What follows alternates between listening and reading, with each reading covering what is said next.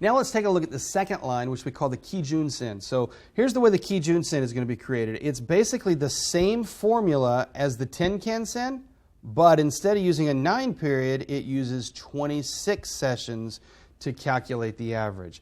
So this is often called the standard or the baseline. We take the 26-day midpoint average, and then you've got the Tenkan, which is the 9-day midpoint average. Again, here's the formula. It's really simple. 26-day high plus the 26-day low divided by 2, and that creates the formula here. The way that it's constructed is exactly like the Tenkan. So take a look here. Notice how you've got all these little flat lines. Where would those flat lines come from? That's when that range has not moved, as opposed to that normal moving average that averages everything. The Tenkan and the Kijun, what they do is they take that range and they do the midpoint. So just look at the Kijun here, and you see it looks a lot like an average coming across here, but it's a little bit more jagged. You know, why would you have a chunk like this chunk right here where it's just totally a flat line? And the answer is because of the higher high and the higher low, or the extreme highs and lows, I should say, have not changed relative to the last 26 days. And so that creates the lack of movement. So one of the benefits of this Kijun line is it shows movements relative to the last 26 days. That's the reason it's constructed as that. All right, take a look at the 26-day simple moving average on here. That's the orange line. Notice how smooth that is. Now compare that to the 26-day Kijun Sen, which is this midpoint average, and you see how jagged it is. That's the distinction here.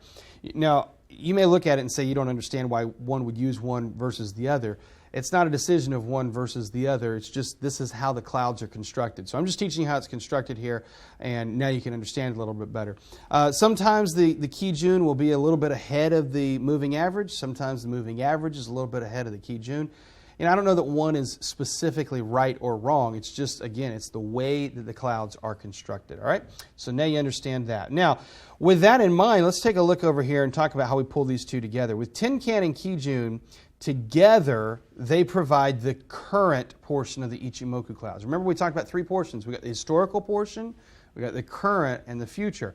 It's the Tenkan and the Kijun together that create the current portion of the clouds here. Now, they work very much like your moving averages. So if you're already familiar with moving average systems, you should be somewhat familiar with the way that these two lines are going to interact together.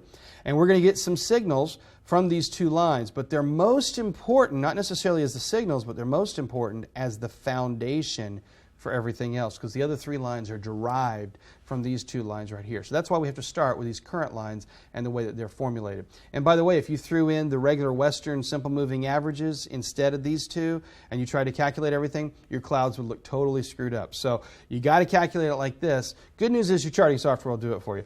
But they are the foundation. Take a look here. You notice they're crossing over, showing a lot of those signals like you're used to seeing with your moving averages. They're just a little bit more jagged. And again, the reason for that jagged nature is because of the extreme high and the extreme low for that time period.